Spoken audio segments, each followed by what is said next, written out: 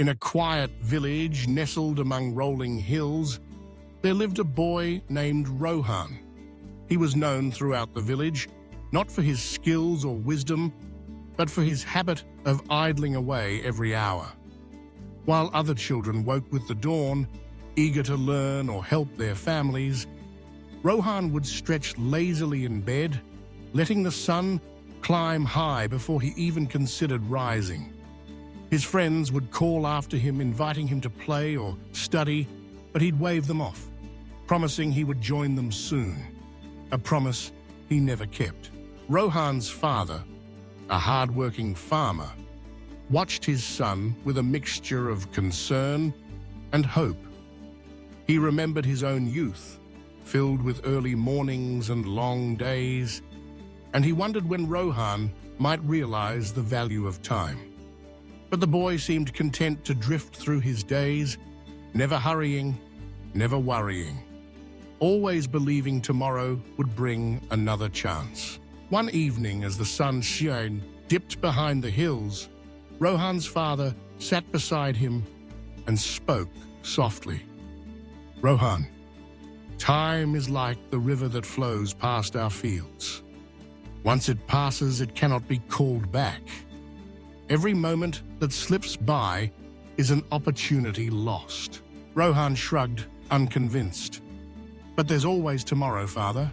Why rush?" His father smiled, a gentle sadness in his eyes. "Let me tell you a story, my son. There was once a traveler who came upon a beautiful orchard. The trees were heavy with fruit, ripe and sweet. The traveler was hungry, but he thought, 'I will rest first and eat later.'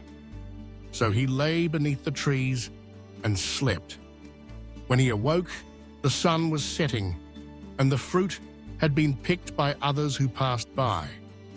The traveler left the orchard hungry, wishing he had taken his chance when he first arrived. Rohan listened, but the lesson did not settle in his heart. Days turned into weeks, and his habit of delay continued. Opportunities drifted by. A teacher who visited the village offering free lessons, a group of boys starting a cricket team, a neighbor needing help with building a shed. Each time, Rohan told himself he'd join tomorrow. But tomorrow always seemed just out of reach. One year, a festival was announced, a competition for young villagers with a grand prize that could help any family. The events ranged from games of skill to puzzles requiring quick thinking. Rohan's friends trained for weeks, rising early to practice. They urged Rohan to join them. "You're clever, Rohan. If you start now, you might win." But Rohan, true to form, delayed. "I'll begin my practice tomorrow," he said. "There's plenty of time." The day of the festival arrived, and Rohan, unprepared, watched as his friends competed with energy and confidence. They breezed through the challenges while Rohan struggled, realizing he lacked the skills and knowledge the others had gained through practice. At the end of the day, the prizes were awarded, and Rohan went home empty-handed. That night, he lay awake thinking about all the chances he had let slip by. He remembered the orchard in his father's story and understood, perhaps for the first time, the meaning behind it. Time, he realized, was precious.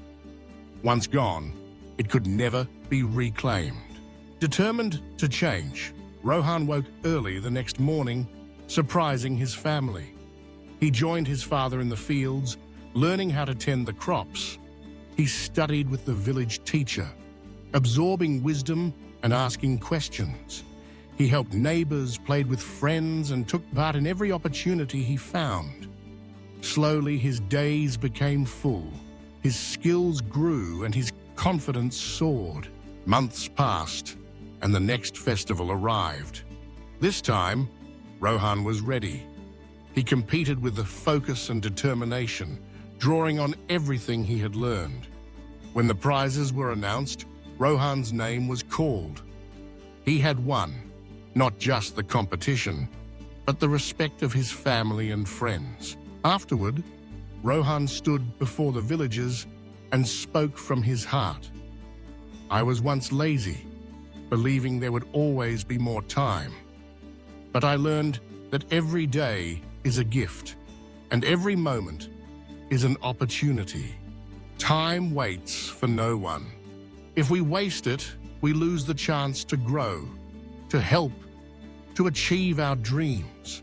His words echoed through the village, inspiring others, young and old alike, to seize each day, to work hard, and to value the time they had. Rohan's journey became a lesson for all, a powerful reminder that time once lost is gone forever. So, whenever you feel tempted to delay, to push your dreams to another day, remember Rohan's story. Remember that the present is the only time we truly have. Use it wisely, cherish every moment, and let today be the day you begin to build the life you desire. For in the end, it's not the hours we count, but how we fill them that defines who we become.